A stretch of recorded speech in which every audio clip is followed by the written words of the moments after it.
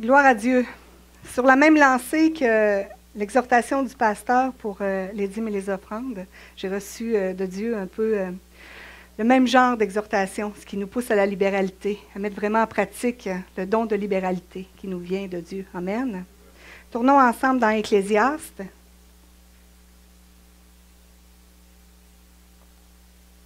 Chapitre 11.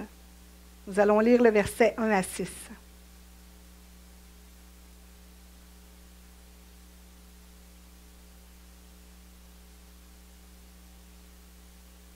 Jette ton pain sur la face des eaux, car avec le temps, tu le retrouveras.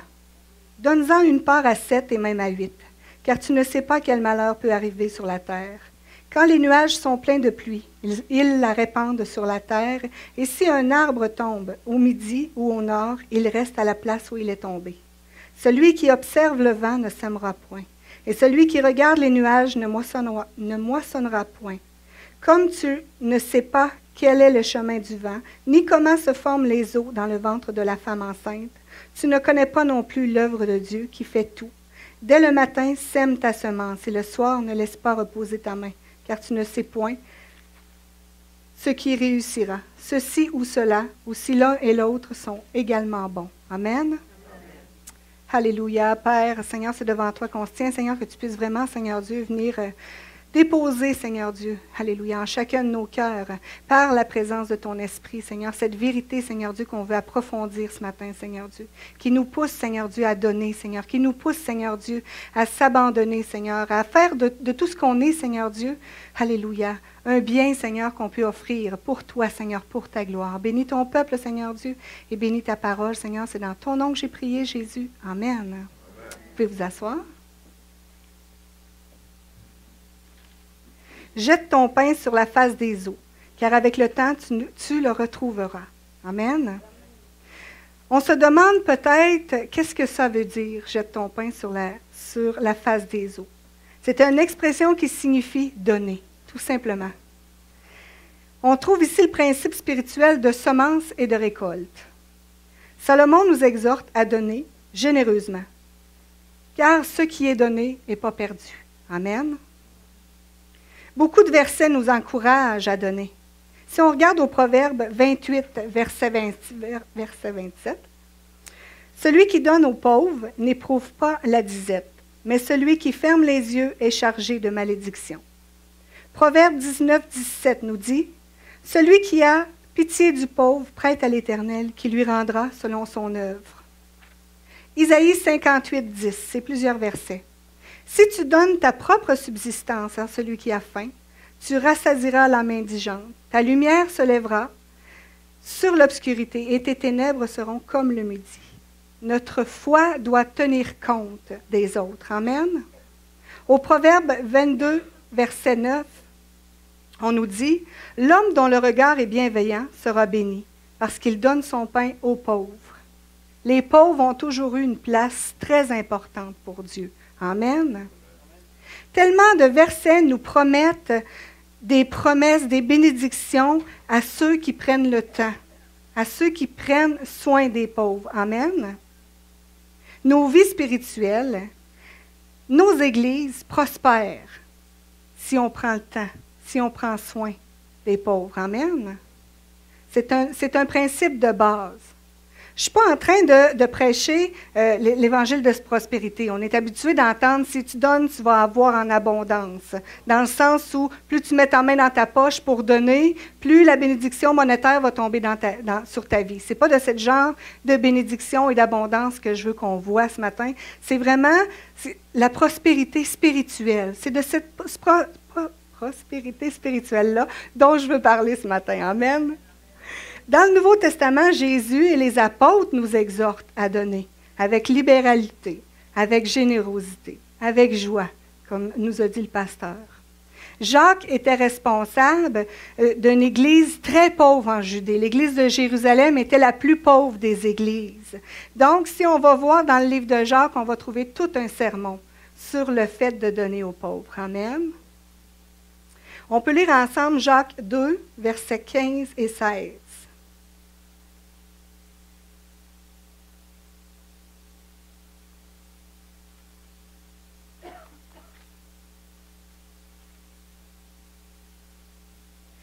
un frère ou une sœur sont nus et manquent de la nourriture de chaque jour, et que l'un d'entre vous leur dise « Allez en paix, chauffez-vous et vous rassasiez », et que vous ne leur donniez pas ce qui est nécessaire au corps, à quoi cela sert-il? Jacques nous dit, comment est-ce qu'on peut dire aimer Dieu si on ne se soucie pas des besoins des autres? Comment est-ce qu'on peut vraiment dire qu'on veut servir Dieu si notre service s'arrête à notre propre vie spirituelle? Amen. Va en paix, sois béni, c'est ce que le verset nous dit.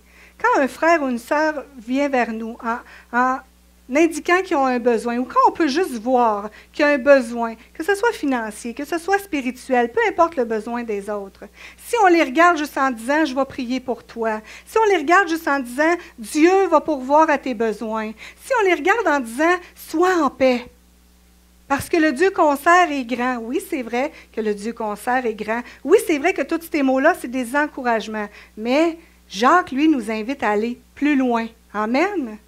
On est supposé d'aller plus loin. C'est supposé de nous coûter quelque chose.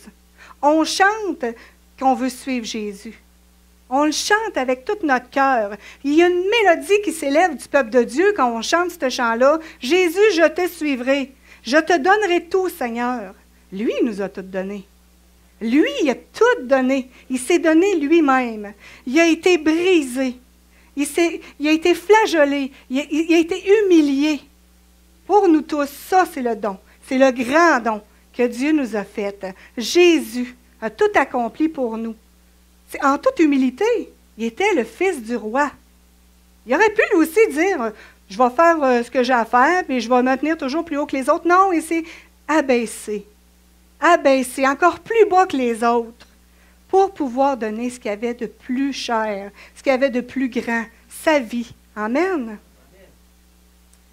La foi et l'amour, ça se démontre par les œuvres, ça se démontre par nos actes. Par le don de soi. Et ça veut aussi dire par ce qu'on a. Par ce qu'on a dans nos mains. Parce que Dieu nous donne. Dieu nous bénit tous. À des façons différentes. À un, il va donner énormément. À d'autres, un peu moins. Est-ce que Dieu est injuste? Non. À celui qui aura donné beaucoup, celui-là devra redonner beaucoup. Amen. À celui qui aura peu, Dieu aura donné d'autres choses. D'autres choses. Dans nos mains, il donne des talents. Dans nos mains, il donne des habiletés. Il donne aussi des cœurs à certaines personnes qui sont plus ouverts que d'autres. C'est un don. C'est des richesses que Dieu nous donne. Amen. On pourrait dire, au temps où on est, les temps sont durs. On a de la difficulté à subvenir à nos propres besoins. C'est vrai que ce n'est pas facile. On a raison de penser comme ça, si on pense comme le monde. On a raison de penser comme ça. Mais si on pense avec la confiance, on nous dit, le pasteur disait dans son exhortation, il faut mettre vraiment notre confiance en Dieu. Si on met vraiment notre confiance en Dieu, de quoi on s'inquiète? De quoi on devrait s'inquiéter? De rien. De rien. C'est lui qui prend soin d'aujourd'hui, puis il va prendre soin encore de demain. Amen. C'est la peur, frères et sœurs, qui nous fait raisonner comme ça. On aura toujours quelque chose à donner. On aura toujours quelque chose à offrir. Pas nécessairement de l'argent, mais on a tout quelque chose en nous que l'autre à côté a besoin. Amen. Du temps, du soutien, un repas. Juste inviter un frère, une sœur à manger parce qu'ils vivent des difficultés, qui ont juste besoin d'être soutenus ou de passer un temps agréable en compagnie des autres. Ça coûte quoi? Qu'est-ce que ça demande comme effort qui est trop pour qu'on puisse l'accomplir? Alléluia. Matthieu 6, 33 nous dit, on connaît tout ce verset-là, « Cherchez premièrement le royaume et la justice de Dieu, et toutes choses vous seront données par-dessus. » Alléluia. Jésus nous donne toutes les ressources qu'il faut pour qu'on fasse ce qu'il nous a demandé à faire. Alléluia. Dans le système du monde, il est question d'acquérir pour prospérer. C'est comme ça que le monde pense et raisonne. Il faut que tu acquérisses pour devenir quelqu'un de prospère. Avec Dieu, c'est tout à fait différent. Dans le système de Dieu, il nous dit de prospérer pour que tu aies toutes choses. Tu n'as pas besoin d'acquérir. Tu as en toi tout ce que tu as besoin. Amen. Il est question de donner. Donne pour prospérer. C'est comme ça que Dieu, lui, nous exhorte. Plus tu vas donner, plus tu vas avoir. Parce que c'est lui qui fait tomber sur nous les bénédictions, les semences, tout ce qu'on a besoin. Amen. C'est pas on parle vraiment d'une prospérité spirituelle. Quand on donne à l'Église, je parle pas ici, on parle pas de la dîme, là. La dîme, c'est complètement différent. La dîme, c'est une obéissance à ce que Dieu nous demande. On donne notre dîme parce que c'est comme ça. On doit le faire. C'est en obéissant à la parole de Dieu. Mais cette forme de don que nous parle Ecclésiaste, Salomon ici dans Ecclésiaste, c'est un don qui dépasse ça. On n'est pas en paix juste parce qu'on donne à l'Église de façon habituelle. À tous les dimanches, on donne notre enveloppe, c'est comme ça, on est habitué comme ça. Ça se fait automatiquement, on donne avec joie, ça devient facile. Mais donner à quelqu'un d'autre de ton nécessaire, c'est plus difficile. C'est à ça ici qu'on est exhorté. Amen. Lisons ensemble Luc 14, 33.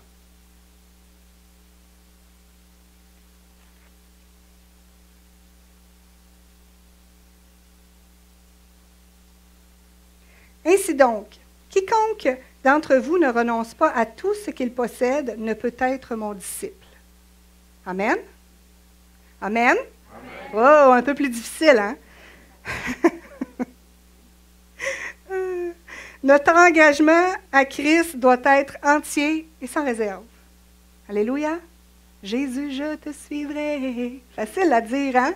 Ce qu'il nous dit ici, c'est quiconque ne donne pas, ne renonce pas à tout, à lui-même, pour me suivre, n'est pas mon disciple. Amen. C'est un peu extrême, mais c'est la parole de Dieu. Amen. C'est Dieu qui l'ordonne. Regardons à qui ça s'adresse. On parle de quiconque. Quiconque, c'est qui? C'est tout le monde. Si on regarde juste Jean 3,16, notre verset, qu'on aime donc bien ce verset-là, et c'est un verset qui nous réjouit, qui nous fortifie, qui nous donne une espérance incroyable. Quiconque croit en Jésus sera sauvé. Amen. Ce quiconque-là croit en Jésus est sauvé. Là, celle-là, on le prend. Parce que c'est quiconque, ça s'adresse à moi, ça s'adresse à toi, ça s'adresse à tout le monde qui va croire en Dieu, va être sauvé, qui va croire en Jésus. Mais le quiconque qu'on parle ici, c'est pareil. Il ne dit pas, c'est le même quiconque. Quiconque veut dire tout le monde. Ça ne veut pas dire qu'il y a juste les pasteurs qu'il faut qu'ils abandonnent toute chose pour servir Dieu. Ça ne veut pas dire non plus que c'est juste ceux qui sont dans la louange, qu'eux, il faut qu'ils donnent un don de soi parce qu'ils sont plus élevés. Non. Il dit quiconque. C'est chacun d'entre nous. Quiconque veut être un disciple de Dieu doit renoncer à tout. Amen. Renoncer à nos désirs charnels pour le bien des autres. On ne pense pas à notre ventre, on pense au bien des autres. Amen. Pour l'Église aussi, pour l'œuvre de Christ, on doit renoncer à tout ce qu'on a pour l'œuvre de Christ. Vous savez, ici, on peut penser, souvent on s'arrête à dire, mais ça s'adresse aux apôtres. Dans le temps, là, les disciples, eux autres, ils mettaient tous leurs biens en commun, puis c'était comme plus facile pour eux autres de le faire. C'était pas plus facile. Eux, là, les difficultés qu'ils avaient à renoncer à tout, c'était selon le temps où ils vivaient. Si on regarde, c'est pas plus dur pour nous autres de le faire parce qu'on a plus, parce qu'on a la technologie, parce que l'abondance est là. C'était pareil pour eux autres. Il fallait qu'ils donnent tout ce qu'ils avaient, mais tout ce qu'ils étaient habitués d'avoir. Leur mentalité était selon le temps où eux autres ils vivaient. C'était pas plus facile pour eux, dans ce temps-là, de donner tout ce qu'ils avaient, de renoncer à tout ça pour suivre Jésus, que ça devrait l'être pour nous aujourd'hui. Si on regarde de quelle puissance il était revêtu, quand on lit ça, on se dit, aïe, aïe, c'est vraiment merveilleux de voir, Seigneur, qu'il abandonnait tout, mais tu les bénissais. Il ne manquait jamais de rien. Il était capable d'accomplir des miracles. Il était revêtu de la bénédiction divine. Amen. Parce qu'ils ont tout abandonné, Dieu leur a donné tout ce qu'il y avait. Les dons, de faire des miracles, de guérir des malades. Aujourd'hui, on se demande comment ça qu'on ne voit plus ça. Mais qui sommes-nous? Qui sommes-nous, Église? Qui sommes-nous, croyants? Comment agissons-nous? À quoi on tient? Tant que ça. Pour que toutes ces choses-là, on dirait qu'elles sont bloquées. On dirait qu'on ne les expérimente pas comme on devrait les expérimenter. Pourquoi? Est-ce qu'on s'arrête 2 minutes pour voir qui on est devant Dieu? Seigneur, pourquoi moi, j'aimerais ça prier pour les malades, leur imposer les mains? Pourquoi ça ne marche pas? J'aimerais ça avoir des paroles de vérité, moi aussi, comme les apôtres dans le temps, comme les prophètes. Pourquoi j'en ai pas? Qu'est-ce qui nous bloque? Qu'est-ce qui nous bloque? Je vais vous dire, frères et sœurs, ce qui bloque le croyant aujourd'hui, ce qui est le plus présent, c'est le moi. Le moi. On est tellement arrêté à nous-mêmes qu'on oublie de faire ce que Dieu veut qu'on fasse. On se contente de tellement peu. De tellement peu. On veut voir des âmes venir à Christ. On veut voir des âmes venir à Christ. Mais on a de la misère à sortir un montant pour l'évangélisation. Mais on veut voir les choses bouger. Mais on a de la misère à sortir, à arrêter juste une émission pendant la semaine, dire cette émission-là, je ne l'écoute plus. Je veux prier, Seigneur, pour les âmes. Je veux prier pour ceux qui sont... Je ne suis pas capable d'aller en mission. Je vais prendre du temps pour prier pour ceux qui sont en mission. Amen. On doit se soucier plus des autres. On doit se soucier plus des pauvres. On doit se soucier plus de l'Église. Oui. Oui. Oui. On doit se soucier plus. Et arrêter de penser juste à nous. Salomon a tout vu. On connaît l'histoire de Salomon. Salomon a tout essayé. Sa recherche du bonheur sans Dieu l'a amené au désespoir. Sur son chemin de retour, parce qu'à un moment donné, il a réalisé que tout était vanité, qu'il n'y a rien qui servait à rien. Tout s'épuise, tout part, tout est éphémère. La joie est dans rien de matériel. Alléluia. Sur son chemin du retour vers Dieu, il a trouvé la sagesse. Il a trouvé le chemin qu'il fallait qu'il suive. Amen. Dans les derniers chapitres d'Ecclésiaste, il devient de plus en plus optimiste. Si on commence à lire le livre d'Ecclésiaste, c'est un peu déprimant. Parce que là, si on écoute ce que Salomon dit, c'est comme tout est heurte, tout est plate, tout est drabe. Même si on voit le soleil, c'est drabe. C'est un peu déprimant, les premiers chapitres de l'Ecclésiaste. Mais plus on avance vers la fin, on voit qu'il y a un optimisme qui s'empare de Salomon. Il y a comme une joie. On commence à sentir la joie. Il se rapproche de Dieu. C'est pour ça qu'on commence à sentir ça. C'est pour ça qu'on voit qu'il y a un optimisme qui s'empare de lui. Parce qu'il s'éloigne de son ancienne manière de vivre et de son ancienne manière de penser. Amen. Salomon, on le sait, était riche. Il y avait tout. Toutes les richesses lui ont été données. Il a utilisé ça au mieux qu'il pensait. Et plus il y en avait, plus il y en avait. Ça ne s'arrêtait jamais. Qu'est-ce qui est arrivé à Salomon? Il s'est perdu. Il s'est perdu.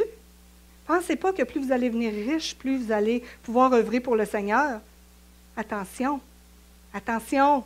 Plus vous allez œuvrer pour le Seigneur, plus vous allez avoir encore pour le faire encore, davantage. C'est comme ça que Dieu agit. Amen. Dans le chapitre 11, Salomon nous exhorte à changer d'attitude, à changer nos manières de vivre, nos manières de penser. Pourquoi? Pour être heureux. Tu veux être heureux? Change ta façon d'être. Change ta façon de penser. Amen. Jette ton pain sur la face des eaux, car avec le temps, tu le retrouveras. Amen. La plupart du temps, on essaie d'agir avec prudence. Fais attention. Oh, on voit que quelqu'un a besoin, mais on va prier. On va prier pour se faire avoir. Là. Parce qu'on ne sait pas, tu sais, il y a peut-être besoin dans l'apparence, mais Seigneur, y a-tu vraiment besoin? On fait attention, on est prudent. On ne donne pas nécessairement tout de suite. On y réfléchit à 2 fois. 3 fois même, avant d'agir. Ou de s'aventurer dans quelque chose. On reste assis là, on va attendre, on va attendre. Souvent, on dit, Seigneur, dépose-les sur mon cœur. Dépose-les sur mon cœur, là, je vois que telle sœur, tel frère ont un besoin, que ce soit financier ou un besoin. Peut-être que je pourrais l'inviter à passer une fin de semaine quelque part. Quoi, il me vient quelque chose, je vois même qu'il y a un besoin. Je veux que ça soit confirmé. Viens le déposer sur mon cœur. On attend, on attend. Là, oups, il y a quelqu'un qui se lève, qui répond là. Ah, c'était pas moi. C'était pas moi, Seigneur. C'était l'autre. Ah, une chance, je ne l'ai pas faite. C'était pas à moi que tu l'avais demandé, c'est l'autre qui l'a fait. Regarde comment le frère est béni. Mais oui, c'était à toi. Mais si tu ne le fais pas, Dieu va le demander à quelqu'un d'autre. Il ne laissera pas le frère ou la sœur dans le besoin mourir là-dedans. Amen? On réfléchit. Le pain, ça peut aussi représenter la semence de vie. Amen? C'est une semence. Annoncer Jésus au monde, c'est la grande semence. Amen. La peur de donner dans nos finances est la même peur qui nous empêche d'évangéliser. Amen. C'est la même peur. Il n'y a pas de peurs différentes. Quand tu as peur, tu as peur. Si tu as peur de donner ton nécessaire, probablement que tu as peur aussi de parler de Jésus à quelqu'un d'autre. On a peur de quoi? On a peur de perdre. On a vraiment cette mentalité-là. On a peur de perdre quelque chose. On a peur de perdre dans nos finances, mais on a peur de perdre la face aussi, devant l'incrédulité des gens. On a peur de perdre quoi? Le respect devant la société, devant les gens avec qui on travaille, devant nos employeurs. On a peur de perdre quelque chose.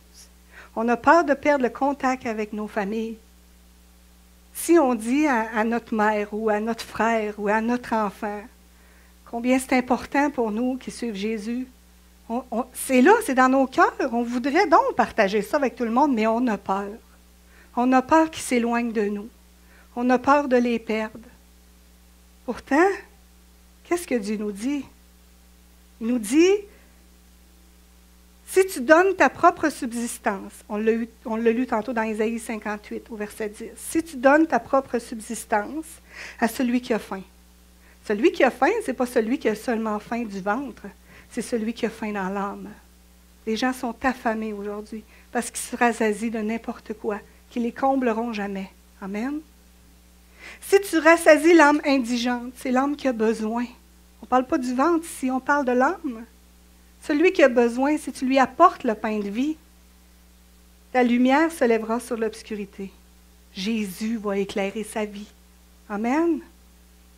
Et tes ténèbres seront comme le midi.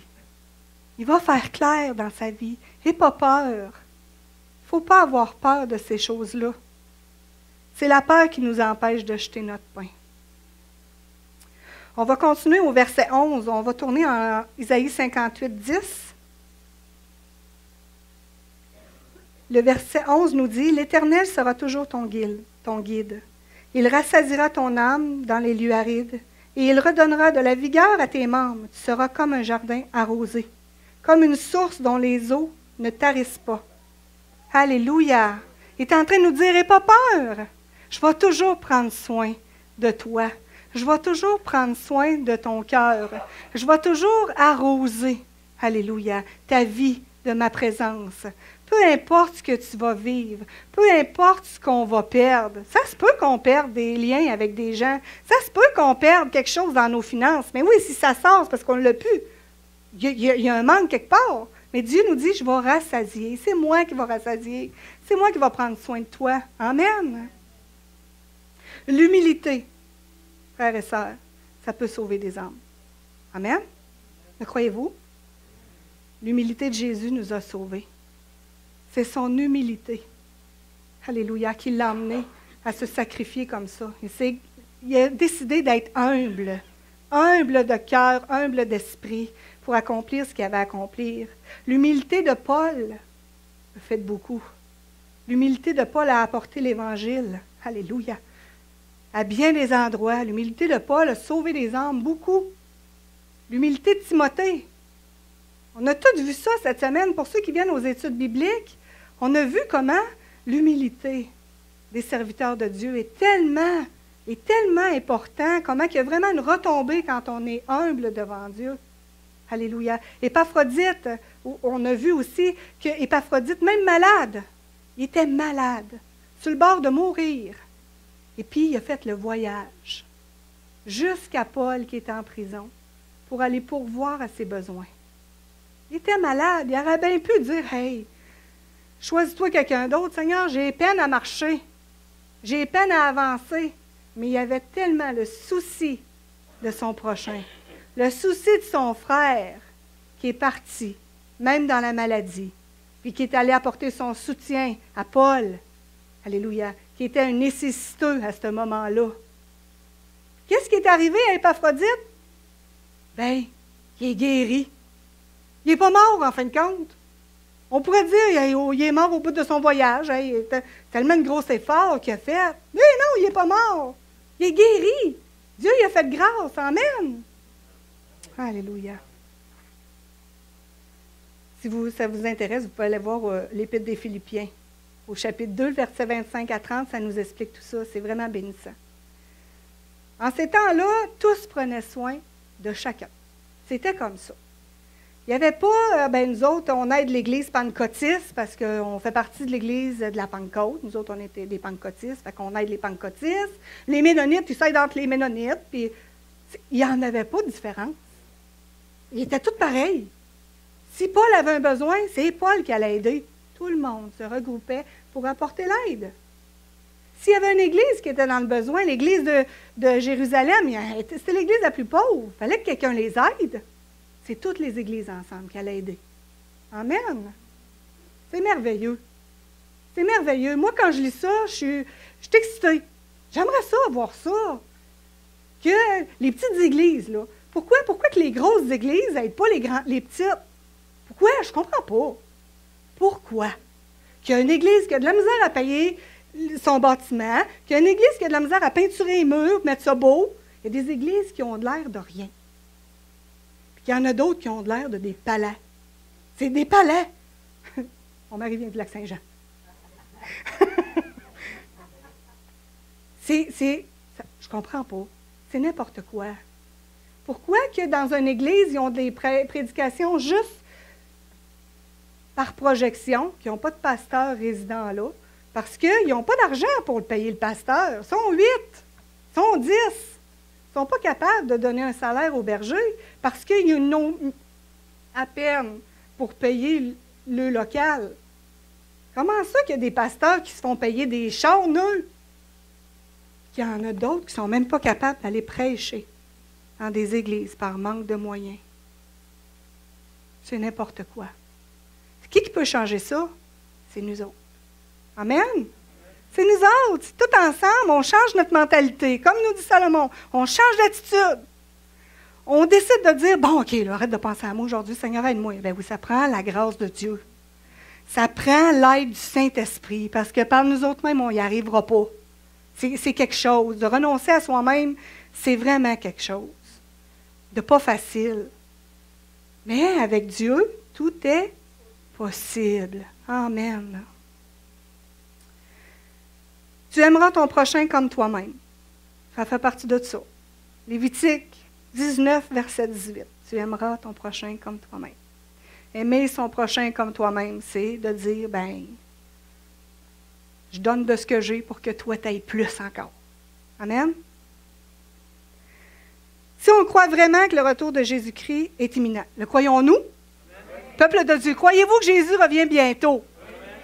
Amen! Oui, moi aussi je le crois. Bien, d'abord, pourquoi on s'attache à tout ça? Pourquoi on s'attache aussi fort à nos biens, à nos besoins? Hein? Va changer de divan.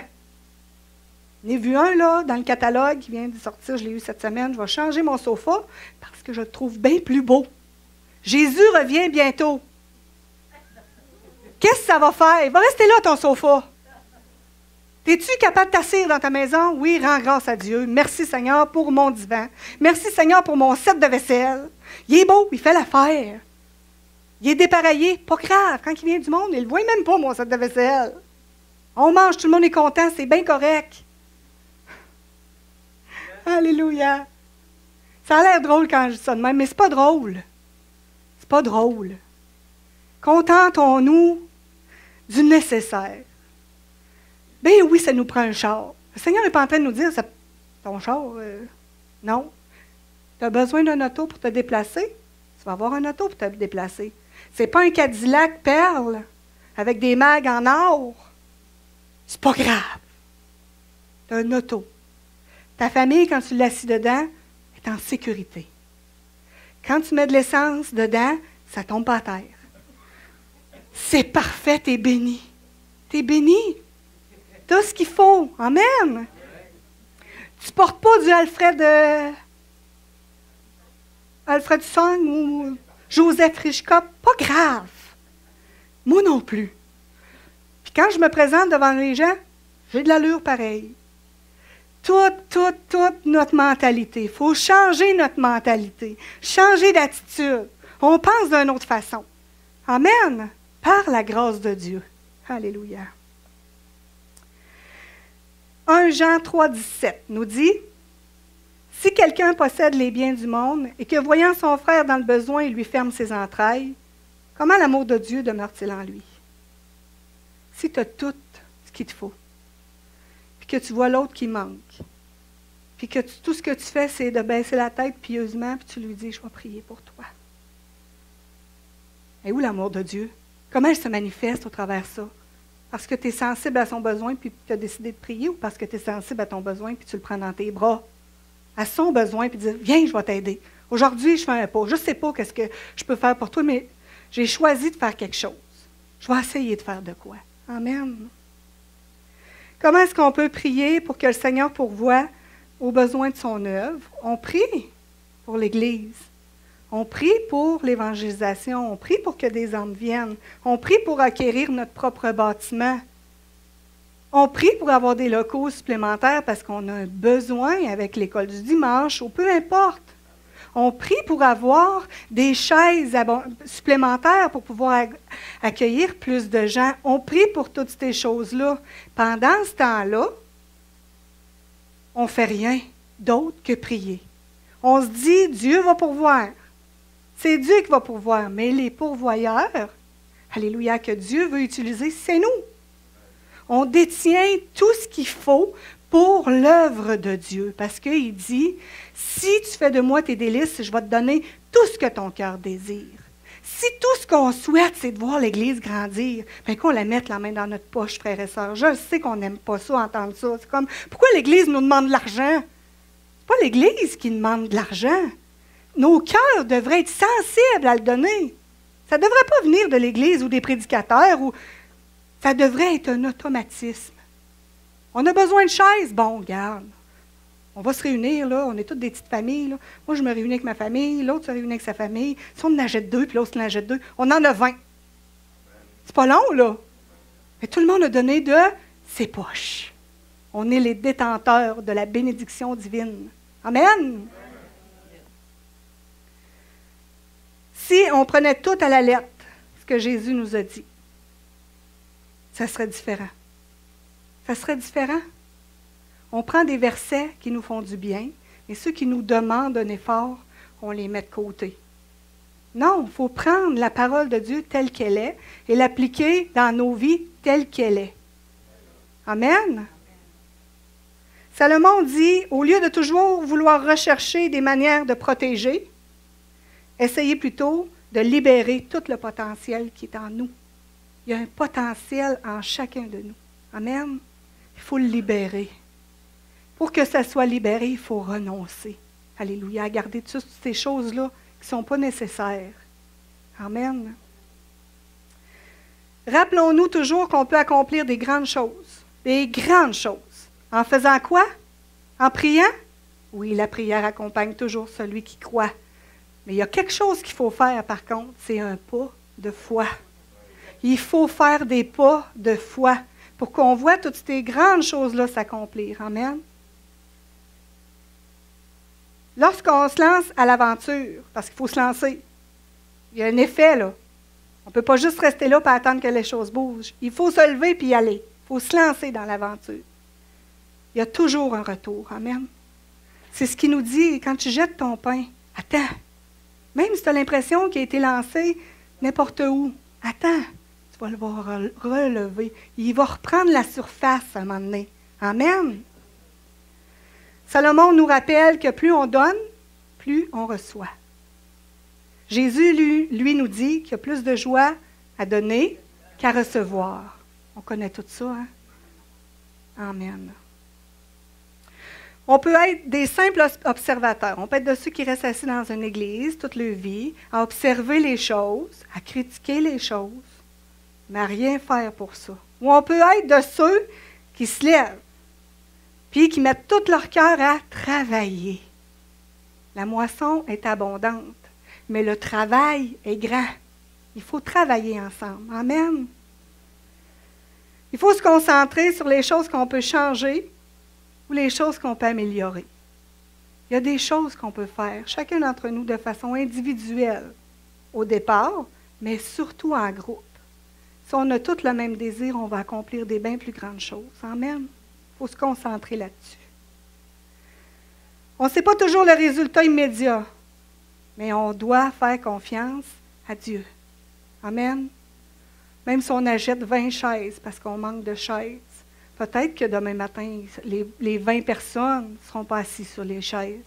Mais à la longue, peut-être que 2 par 2, ils vont finir par les combler, nos 20 chaises.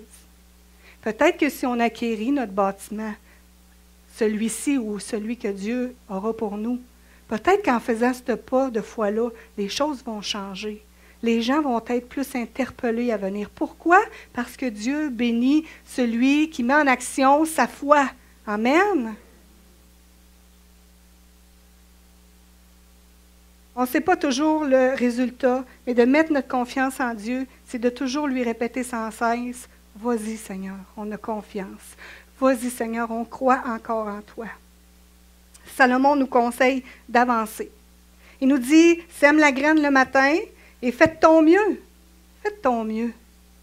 On n'est pas parfait, mais en faisant de notre mieux, c'est la perfection de Dieu qui vient agir en nous. Amen. Il dit aussi, le soir, repose-toi. Laisse Dieu faire. Laisse Dieu faire le reste. Amen. Continuez d'essayer parce qu'on ne sait jamais quel effet. Puis quel aussi effort Dieu va bénir. Il bénira peut-être pas tes efforts. Pas toutes, mais il y en a qui vont ressortir du lot. Il y en a qui vont juste avoir fait du bien. Tu n'en verras peut-être pas la bénédiction dans ta propre vie, mais tu vas avoir vu comment l'autre va avoir été béni. Puis à un moment donné, tu peux faire quelque chose où là, la bénédiction vient de tomber. Chez vous, dans ta maison, sur ton couple, sur ton mari. « Oh Seigneur, j'ai juste aidé ça parce que ces personnes-là, je le sentais, puis ça m'a demandé, j'ai fait l'effort, j'ai aidé ces gens-là. Mon mari s'est mis à croire en Dieu. Ah! Je n'ai rien fait, j'ai juste aidé les autres. Tu as béni, Seigneur. Tu as béni mon couple, tu as béni ma famille, tu as béni mes enfants. J'ai donné du temps. J'ai donné du temps pour l'Église, mes enfants sont tous à l'Église. Je n'ai rien fait. Je ne les ai même pas évangélisés. C'est Dieu qui fait. Il arrose tout ce qu'on fait. Amen. Les Égyptiens, quand Salomon nous parle du pain qu'on jette sur l'eau, c'est une pratique qu'avaient les Égyptiens. Quand les terres étaient inondées, ils tiraient les graines comme ça, dans l'eau. Ils sont fous. Ils tirent les graines dans l'eau. Non, ils ne sont pas fous. Parce qu'il y avait un temps où ils voyaient la semence. Les graines ils germaient dans cette eau-là. Puis là, il y avait des récoltes. C'est de la même façon qu'il veut qu'on aille comme pensée. Regarde pas ce que tu donnes, fais-le, c'est tout. Tu vas voir les retombées de tout ça. Amen. Ça semblait disparaître, puis oups! Eh non, il y avait quelque chose qui sortait de là. En terminant, frères et sœurs, prenons à cœur tous ces conseils-là de Salomon. Que ce ne soit pas juste un message qu'on a entendu ce matin, que ce ne soit pas juste le fun ou qu'on ne s'en aille pas chez nous juste en disant « Ah, il était drôle, Mélanie. » Non. Non. Qu'on prenne vraiment à cœur, qu'on ait vraiment cette sensibilité-là de tout ce qu'on a entendu ce matin. Amen. Il est question de donner. C'est de ça qu'il est question. Je sais que ce n'est pas facile pour personne d'entendre ça. Qu'il faut que tu t'abandonnes toi-même, que tu renonces à toi, puis que tu donnes tout pour Jésus. Je sais que ce n'est pas facile. Mais j'ai confiance que Si Dieu nous dit tout ça, c'est parce qu'il y a vraiment quelque chose qui peut en ressortir. Amen. Jésus nous enseigne des principes spirituels comme la foi, le pardon, la repentance. Il nous enseigne l'amour. Il nous enseigne aussi le principe de la semence et de la récolte. Ça fait partie de ce que Jésus nous enseigne. Amen. Si on se jette en bas d'un 8e étage, on connaît tout ce qui va arriver, là. On connaît le principe de la gravité. Hein? Si on se jette en bas, c'est sûr qu'on va se casser la figure. C'est sûr, il n'y a pas de doute là-dessus. Mais il faut qu'on ait cette même certitude en disant, si je jette mon pain, il y a quelque chose qui va arriver. Parce que j'ai semé, il va récolter. Il faut qu'on ait la même certitude. On sait c'est quoi la loi de la gravité, mais il y a une loi sur la semence et la récolte. Amen. On devrait croire tous les principes bibliques, tous les principes, comme celui qui est spirituel de semer. Un homme récolte ce qu'il sème, c'est comme ça. Si vous voulez recevoir, donnez. Si vous voulez récolter, semez. Amen. Selon ce que Dieu a mis en vos cœurs, comme le pasteur a dit, c'est un verset que j'avais pour terminer, en 2 Corinthiens 9, le verset 6 à 10 qui nous dit, « Selon ce que Dieu a mis en vos cœurs et avec une attitude de joie. Donnez. L'âme bienfaisante sera rassasiée et celui qui arrose sera lui-même arrosé. » Proverbe 11, 25. « N'ayez pas peur. » Alléluia. « Car celui qui observe le vent ne sèmera point si on a peur. » Puis on regarde au danger de donner, puis on regarde au danger de parler de Christ à quelqu'un, puis on regarde à ce qu'on peut perdre. Lui, ici, on nous dit en Ecclésiaste 11, verset 4, « N'ayez pas peur, parce que si vous observez ce que vous pouvez perdre, il n'y a pas personne qui va semer. Si on s'arrête à ça, on ne sèmera pas. » Frères et sœurs, la grâce de Dieu va nous fournir toutes les ressources qu'on va avoir besoin. C'est Dieu lui-même qui va suffire à nos besoins. Alléluia. Tout ce qui est de nécessaire, il va nous le donner. On n'a pas à s'inquiéter. Puis, il nous dit aussi, chacun de tes besoins est davantage. L'abondance va tomber dans nos vies. L'abondance va tomber sur nos églises. C'est ce qu'on doit faire. Arrêtez juste de prier. On accompagne nos actions par des prières. Amen. À Dieu soit la gloire.